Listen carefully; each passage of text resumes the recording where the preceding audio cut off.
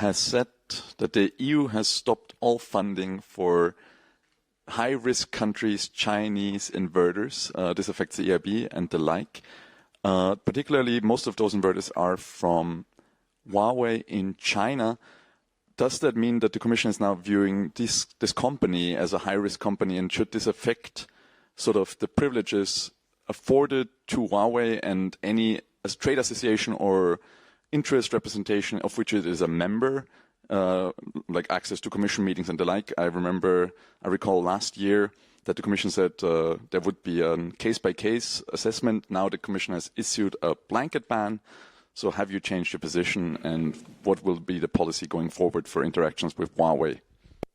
Thank you, Nico. I ask Siobhan to help you with that. Thanks, Nicholas, for the question. Let me tackle the first part of your question about what the Commission has actually put in place vis-a-vis inverters from countries that we consider high risk.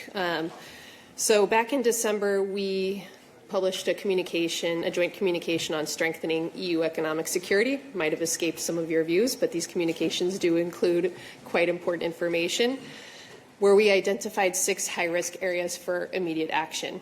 So in mitigating those risks, we're, of course, working closely with member states, industry, and our trusted partners.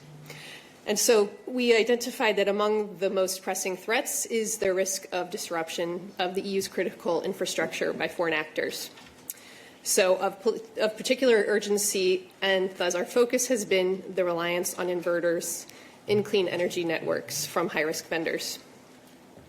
So our risk assessments have confirmed those threats, including manipulation of electricity production parameters, the disruption of electricity generation, and even unauthorized access to operational data. So in practice, this could mean a remote shutdown of member states' networks, leading to countrywide blackouts. And so given the gravity of these threats, the Commission is taking action. In the medium term, the Cybersecurity Act will offer the possibility to ban the use of inverters from high-risk suppliers in the EU market, but nevertheless, we decided that we would take concrete action right now. And so that has included developing guidance on restricting the use of EU funds for projects involving inverters from high-risk suppliers. I would probably allow my colleague Thomas to go into the elements related to Huawei. Let's have Thomas to elaborate. Thanks, Siobhan. Hi, Nico. Just to elaborate from a Cybersecurity Act point of view, what we have done with the Cybersecurity Act, and this is a proposal that is now with our co-legislators, is of course to be able to list potential high-risk third countries and subsequently some of the companies in strategic sectors for the European Union.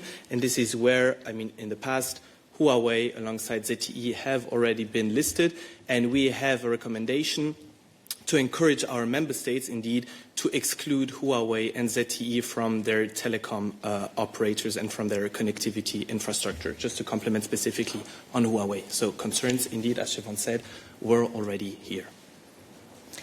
Thank you, Siobhan. Thank you, Thomas. Nico, you have a follow-up. Go ahead.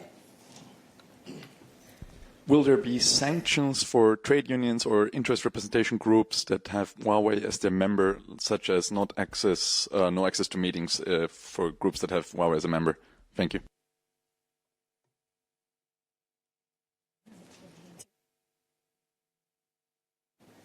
On this, we have to check and get back to you.